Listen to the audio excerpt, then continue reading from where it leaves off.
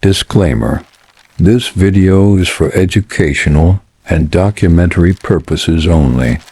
It is based on publicly available information and media reports. It does not endorse, promote, or glorify espionage, political ideologies, or illegal activity. All sensitive content is presented respectfully, with care for public understanding. It started with a photo, blurry, seemingly harmless. A man snapping pictures of a building in Tel Aviv. At first glance, it looked like innocent tourism. But what Israeli intelligence would soon uncover turned out to be one of the most chilling infiltration attempts in modern Middle Eastern history. Welcome to Chill Memoirs, where past crimes echo with present chills. Its secret missions, betrayal, and buried truths grip your mind. Don't forget to subscribe, because today's story is about a silent war playing out in plain sight. For decades, the Middle East has been a region defined by ancient tensions, rapid innovation, and underground conflict. Israel and Iran have been two of its most prominent players, locked in a long, complex battle that has shifted from open warfare to covert intelligence operations. The Mossad, Israel's feared and revered intelligence agency, is known for executing missions with surgical precision. From sabotaging nuclear facilities to cyber warfare, they are widely considered among the most skilled operatives in the world. But even they face challenges adapting to the evolving shape of espionage.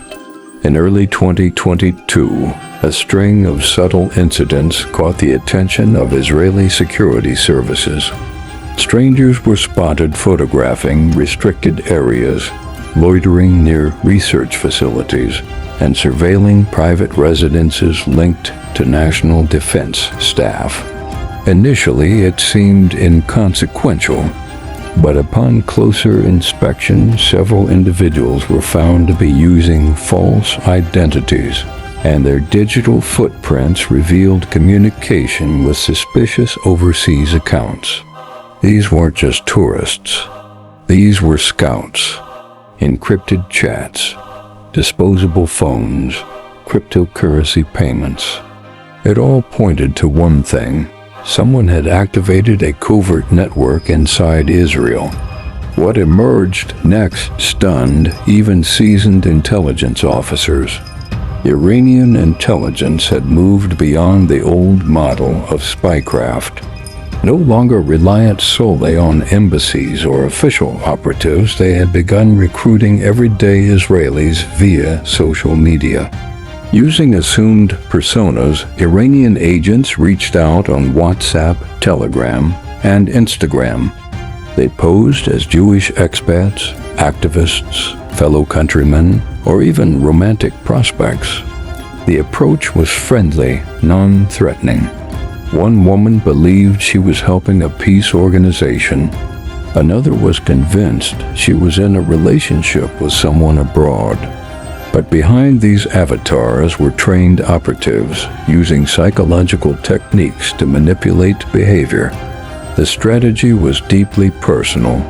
Understand the target's values, fears, and emotional voids, and exploit them. This wasn't just espionage. This was hybrid warfare, a fusion of cyber infiltration, emotional manipulation, and cultural subversion. The goal wasn't always to gather classified documents. Sometimes it was to understand sentiment, to map human vulnerabilities, or to create a climate of uncertainty and fear. In response, Mossad and Shin Bet initiated a top-secret counter-operation known internally as the Digital Drift Net. Instead of reacting publicly, they watched. They allowed messages to flow. They let encrypted photos be shared. They tracked crypto payments through blockchain analysis and built digital profiles of everyone involved. Every typo, slang term, and emoji was analyzed with advanced AI tools trained to detect foreign influence. One operative was allowed to deliver a USB drive near a university server. Another was followed to a cafe where she unknowingly met her handler. The goal was not immediate arrest, but full mapping of the network. Then the operation moved quietly. In Tel Aviv, a man was intercepted mid-conversation. In Haifa, a woman was detained while walking to work. No struggle. No spectacle. Finally, the Israeli government issued a rare press release. 5 Israeli citizens had been arrested on charges of espionage for a foreign state, Iran. The revelation sent shockwaves through Israeli society. These weren't trained agents or hardened criminals. They were ordinary people: a teacher, a single mother, a small business owner.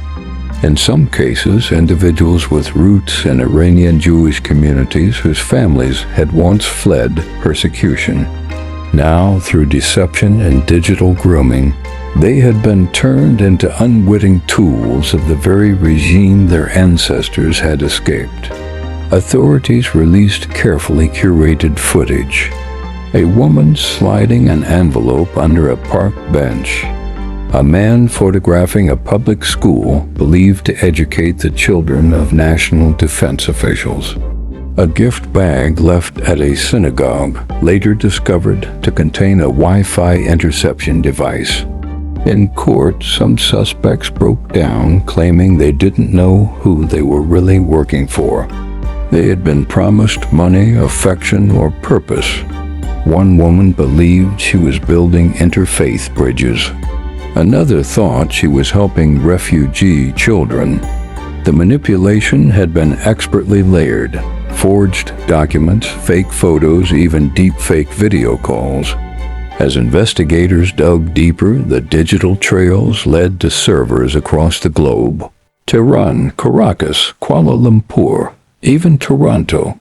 Messaging platforms were hosted across jurisdictions, making interception difficult and prosecution complex. Shell organizations were uncovered. NGOs, news outlets, academic exchange programs, all acting as fronts for information gathering.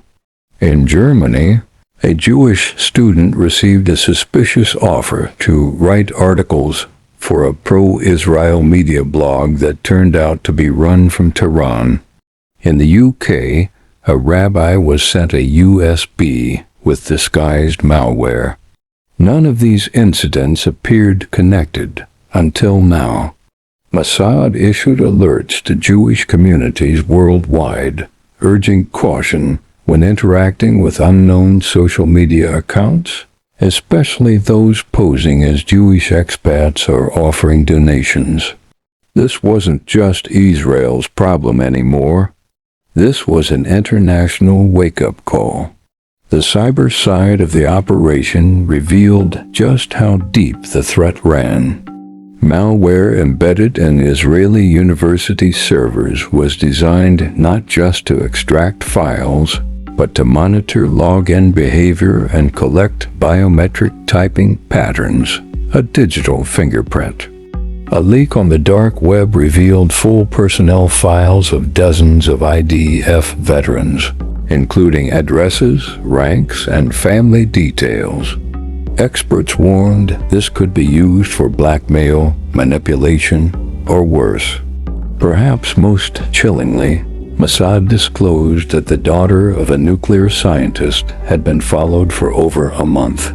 She had been photographed on her route to school, at ballet practice, even during a family outing. In another case, a learning center's Wi-Fi system had been compromised by a smart speaker gifted anonymously to the staff, a gift which turned out to be a surveillance device. These weren't just attacks on data. These were psychological attacks designed to make people feel watched, unsafe, vulnerable. Mossad's psychological profiling unit later published a confidential white paper, parts of which were leaked. It warned of a new era of digital espionage, driven by behavioral AI.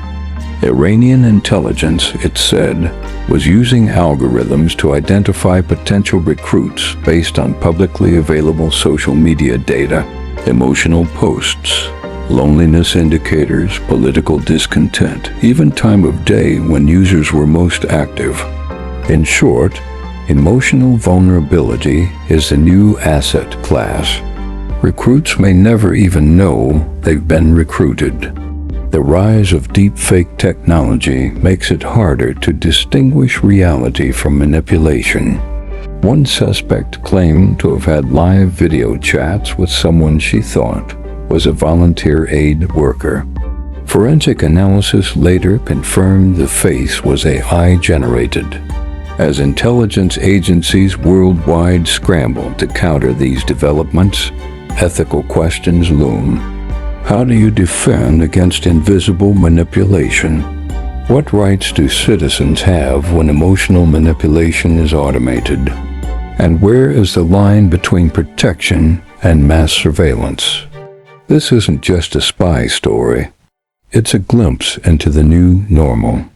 Gone are the days of spy movies with briefcases and back-alley handoffs. Today, secrets are exchanged through emojis. Surveillance happens through Bluetooth.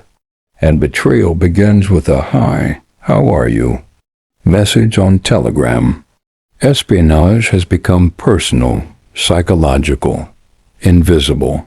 So the next time you scroll through a message from a stranger, ask yourself, what do they want from me? What story are they crafting in the background? Because the most dangerous weapons today aren't guns or bombs. They're secrets, and someone willing to keep them. Thanks for watching Chill Memoirs. If true stories of covert history and global intrigue fascinate you, hit that subscribe button. We drop new episodes weekly, unraveling mysteries the world forgot or tried to hide. Stay safe, stay informed, stay curious.